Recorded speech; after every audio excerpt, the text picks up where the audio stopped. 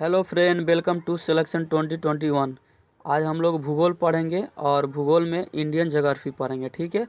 और इसके परिचय के बारे में पढ़ेंगे, ठीक है, कि भारत से कितने सटे राज्य हैं, कितने देश हैं, ठीक है। और भारत का क्षेत्रफल क्या है, अक्षांशीय विस्तार क्या है, इसके बारे में पढ़ेंगे, ठीक है। देखिए, कोई भी सब्जेक्ट पढ़ने से पहले उसके बारे में बेसिक जानकारी रखना जरूरी है। चलिए तो वीडियो को स्टार्ट करते हैं। देखिए, भूगोल जो होता है दो शब्द से मिलकर बना होता है, जियो प्लस ग्राफी। जियो का मतलब होता है पृथ्वी और ग्राफी का मतलब होता है वर्णन, ठीक है। यानी पृथ्वी का वर्णन ही क्या कहलाता है, ज्योग्राफी, ठीक है। चलिए,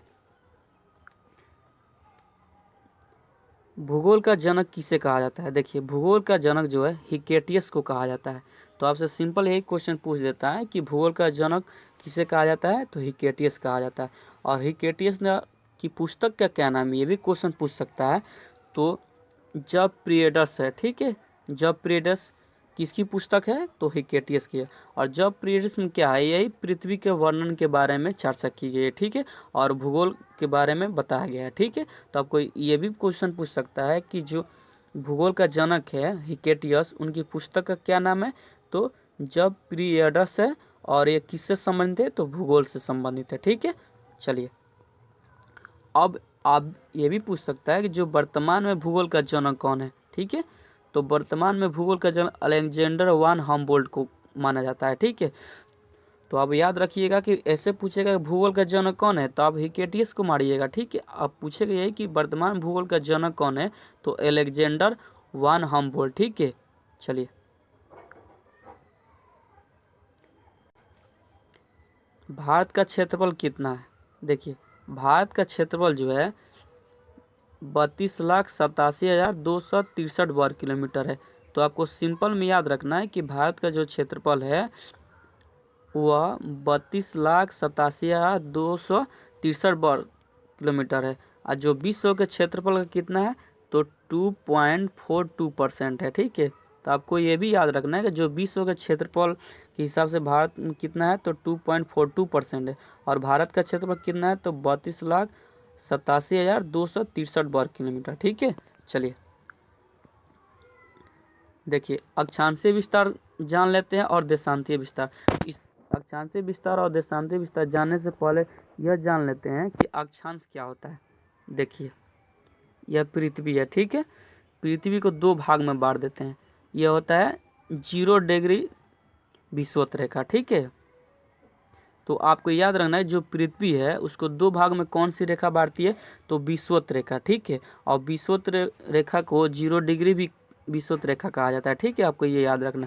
देखिए, पृथ्वी पर इस तरह से खींची गई रेखा को क्या कहते हैं, तो अक्षांश कहते हैं, ठीक है।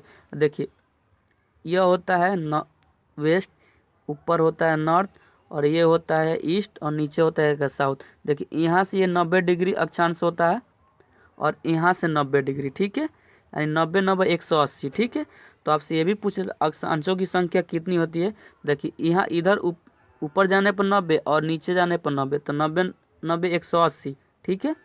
और 0 डिग्री जो होती है विषुवत रेखा, ये भी एक अक्षांश रहता है, 181 हो गए। तो आपको टोटल याद रखना है कि अक्षांश रेखाओं की संख्या कितनी होती है, तो 181, ठीक है। और देशांतर क्या होता है,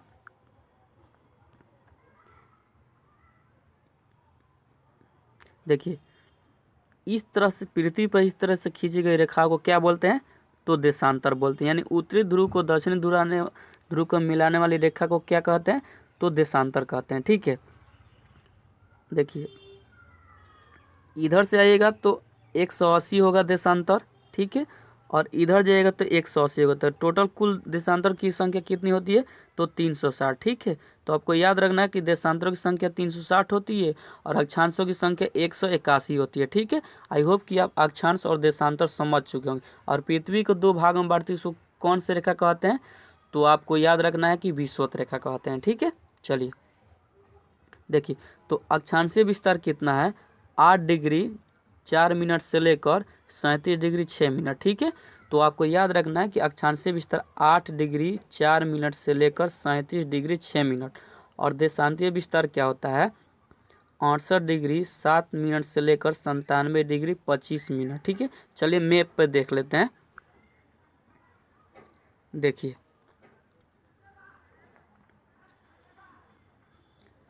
देखिए यहाँ से लेकर यहाँ तक अक्षांशीय विस्तार होती है। ठीक है, और यहाँ से लेकर यहाँ तक देशांतरीय विस्तार होती है। ठीक है, आपको ये याद रखना है। चलिए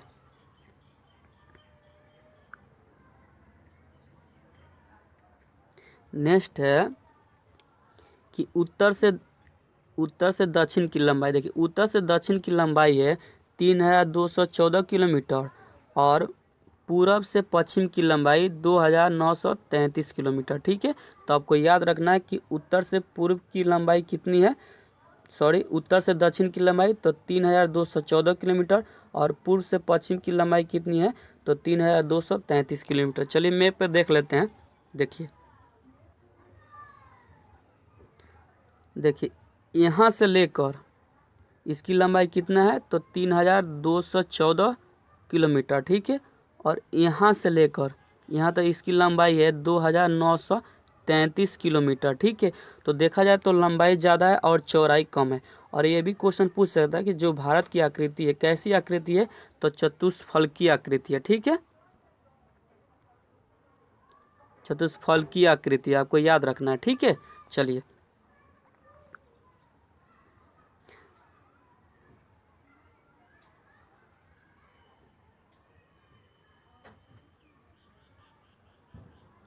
देखिए सबसे उत्तर बिंदु कौन है तो इंदिरा कॉल है।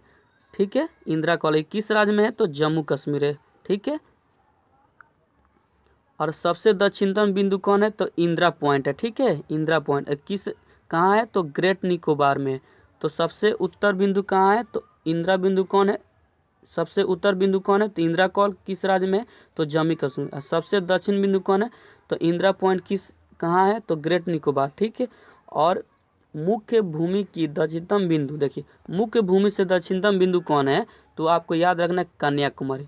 ये भी क्वेश्चन पूछता है कि मुख्य भूमि से दक्षिणतम बिंदु कौन है तो कन्याकुमारी और किस राज्य में है तो आपको याद रहना है तमिलनाडु में। ठीक है, और देखिए सबसे पूर्वी बिंदु कौन है तो वालांगू है जो किस राज्य में है तो गुजरात में। तो ये भी आपसे पूछ देगा कि देखिए इस तरह से पूछेगा कि सबसे पूर्वी बिंदु कौन है वालांगू अरुणाचल प्रदेश में है। पश्चिमी बिंदु कौन है तो देखिए सर क्रीक किस राज्य में है तो गुजरात में। चलिए मैप पर देख लेते हैं। देखिए ये जो है इंदिरा कॉल है, यह दक्षिणतम बिंदु से मुख्य बिंदु है जो क्या है कन्याकुमारी। ठीक है, और कन्याकुमारी किस राज्य में तो तमिलनाडु में। यह जो है ये सबसे पूर्वी बिंदु है, यह कहाँ ये किस राज्य में तो ये अरुणाचल प्रदेश में वालांगू में। ठीक है, तो आपको याद रख। ये पश्चिमतम बिंदु कहाँ है तो गुजरात में है, इसको क्या कहते हैं तो सरक्रिक कहते हैं। ठीक है, चलिए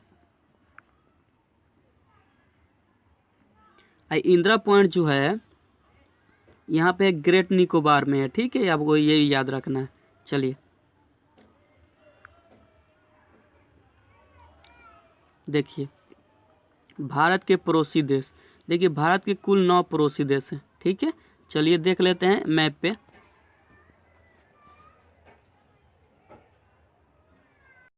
हम लोग आसानी से याद कर लेंगे जो भी 9 देश है। ठीक है, देखिए पहला क्या है ये हो गया पाकिस्तान। ठीक है, दूसरा हो गया अफगानिस्तान, तीसरा हो गया चीन, ये चौथा हो गया नेपाल, ये पांचवा हो गया भूटान, छठा हो गया म्यांमार, सातवां हो गया बांग्लादेश और 2 है जो नीचे है। देखिए ये जो नोक की तरह दिख रहा है ये हो गया श्रीलंका, इसी के पास में एक है मालदीव। देखिए आप ज्योग्राफी पढ़ रहे हैं ना तो ज्योग्राफी के लिए आपके पास एक इंडियन मैप एक वर्ल्ड मैप होना चाहिए। ठीक है, ताकि मैं पढ़ाऊँ उसके बाद आप जाइए उसमें मिलाइए। ठीक है, देखिए ऐसे 2 क्वेश्चन पूछ सकता है कि भारत की ओर से कौन ऐसे देश है जो पूर्ण रूप से जल में है। तो देखिए ये हो गया श्रीलंका और ये हो गया मालदीव। ऐसे कितने देश हैं जो जल और स्थल से सटे हुए हैं तो देखिए ऐसे जो देश हैं 3 देश हैं। कौन कौन? एक पाकिस्तान भी जो है जो जल से भी घिरा हुआ है और स्थल से, एक बांग्लादेश भी है, और एक जो है आपका ये म्यांमार। ठीक है, तो अब 3 याद रखना कि 3 ऐसे पड़ोसी देश है जो जल और स्थल दोनों से घिरे होते हैं। ठीक है, चलिए, और 7 ऐसे देश हैं जो जल और स्थल दोनों से घिरे हुए हैं। ठीक है, चलिए देख लेते हैं एक मैप पे भी, मैप पे तो हम लोग देख लिए, और यहाँ पे भी देख लेते हैं कौन कौन देश है जो हम भारत के पड़ोसी देश है। पाकिस्तान है, मालदीव है, श्रीलंका है, बांग्लादेश है, म्यांमार है, नेपाल है, चीन है, अफगानिस्तान है और भूटान है। ये आपको याद रखना। ठीक है, मैप पे भी हम याद करा दिए हैं, आपको ये भी याद रखना है। ठीक है, चलिए